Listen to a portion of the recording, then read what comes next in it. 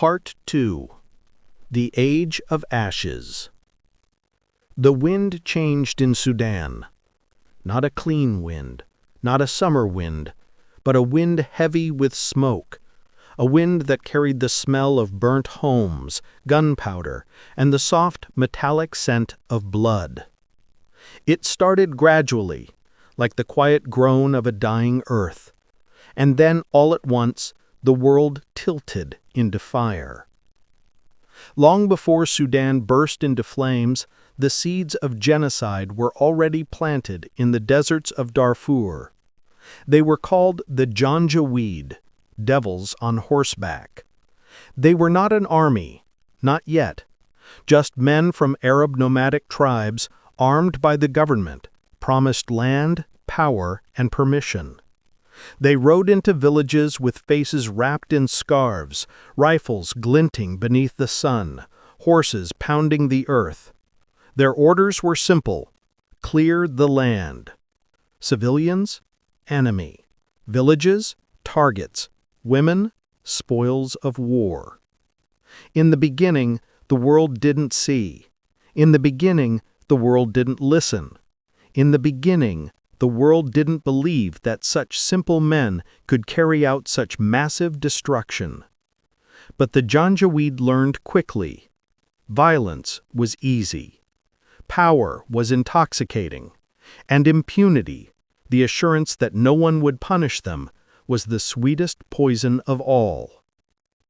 Khartoum was a city of paperwork and whispers. Politicians sat in air-conditioned rooms, sipping tea, signing documents, pretending their hands were clean. But they were not clean. They were soaked. The government did not openly declare genocide. No, regimes seldom declare their crimes. Instead, they used coded phrases.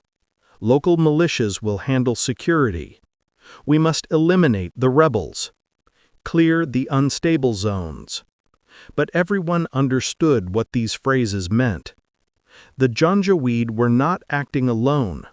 They had guns supplied by the state. They had fuel supplied by the state. They had aerial support, planes that circled above, bombing villages minutes before the horsemen arrived. The genocide was not chaos. It was strategy. A strategy written in fire. Let me tell you about Hana. She was 13 when she saw her village burn. Her family lived in a small Darfuri settlement where the walls were made of mud, the houses painted in faded blues and browns, and evenings smelled of spices and firewood. On the day the Janjaweed came, Hana was grinding sorghum outside, her hands dusty white. At first she heard thunder, but the sky was clear. Then she heard the horses. Then she heard the screaming. Her mother pushed her behind a clay storage jar and whispered, "Run when I say run." Hana didn't understand. How could she? She had never seen a gun before, never heard the crack of bullets whistling through the air. The first explosion knocked her flat. The second one shattered the roof of her home. When she opened her eyes, she saw flames licking the edges of their hut. She saw men dragging women by their hair. She saw bodies on the ground. Her mother whispered again, "Run." And she did, barefoot, trembling, not looking back. Not because she didn't want to, but because she already knew the truth. If she looked back, she would die. Hana reached the camp at dawn. At first, she thought it was a city.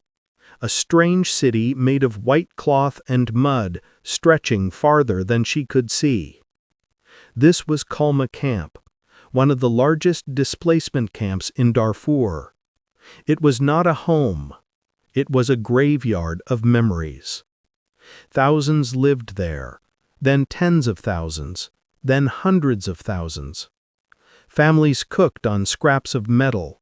Children searched for water like treasure hunters. The elderly sat beneath plastic sheets, eyes empty, watching the horizon for news that never came. In the camps, everyone had a story. Every story had fire. Every fire had a village that no longer existed. The UN arrived, aid groups arrived, but the camps grew faster than help could reach. Disease came, hunger came, war followed them even there. The Age of Ashes was not a moment. It was a season that did not end. Years passed, the Janjaweed did not fade. They evolved. They rebranded, got new uniforms, new commanders, a new name. Rapid Support Forces, RSF. Their leader was a man named Mohammed Hamdan Dagalo, known as Hamidi. He was charismatic. He was ruthless. He was ambitious. And the government, fearful of rebellion, thirsty for control, fed his power. RSF became a formal force, an official army, yet not an army, a militia wearing legitimacy like a mask. They guarded borders, they guarded gold mines, they guarded politicians. And all the while, they prepared for the day they would no longer be tools, prepared for the day they would become the players. The world remembers Darfur, but what the world forgets is that Darfur never truly ended. It paused, shifted, reignited. The new wave was worse, more organized, more vicious, more systematic. Entire ethnic groups were hunted. Homes were razed to the ground. Men were executed in fields. Women were taken in silence. Bodies disappeared. The earth swallowed them. The desert hid them. History tried to erase them. But survivors remember. There was a strange truth in Sudan. The camps became bigger than many towns. By 2010, some camps were home to more than 200,000 people, more than the population of entire cities. Generations were born in these camps. Children learned to walk in the dust between tents. Teenagers grew up without ever seeing their original homes. To them, Darfur was a myth told in bedtime stories. Food was rationed. Water was limited. Hope was shared. But every morning, before the sun rose, people queued for bread, for water, for life. Human beings are astonishing. Even in hell, they try to live. Meanwhile, in Khartoum, the government played a dangerous game. They relied on the militias to crush rebels, then relied on the militias to protect themselves. But power is like fire. If you play with it long enough, it turns and burns the hand that holds it. The RSF became too strong, too wealthy, too independent.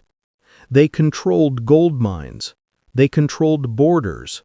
They controlled entire regions. They did not need the government anymore.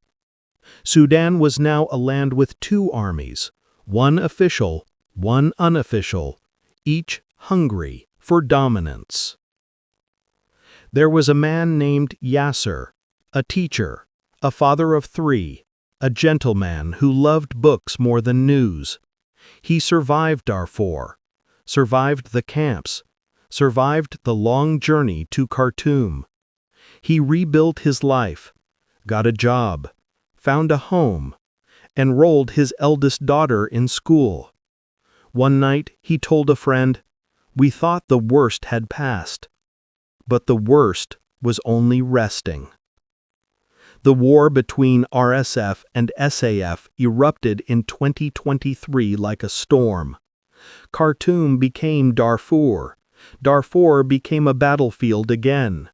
And the camps, those fragile islands of survival, were swallowed by fire. Yasir lost his home for the second time. His daughter asked, "Baba, why does the world let this happen?" He had no answer. There are questions fathers cannot answer because the world refuses to provide them. By now, Sudan was not simply suffering. Sudan was collapsing. Hospitals shut down, markets emptied, electricity vanished, water taps ran dry. Gunfire replaced the morning prayer, smoke replaced the sunrise, silence replaced the future.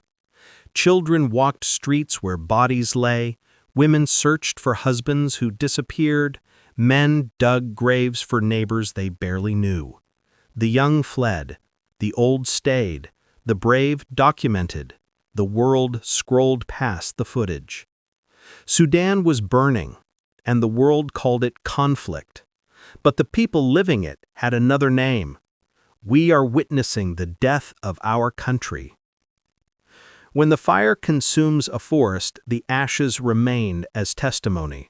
Sudan entered its age of ashes, a time when villages became ashes, hope became ashes, histories became ashes. But ashes can also mark beginnings, and though Sudan was dying, something else was growing. A collective memory, a desperate resilience, a refusal to disappear. The Age of Ashes was not just a tragedy.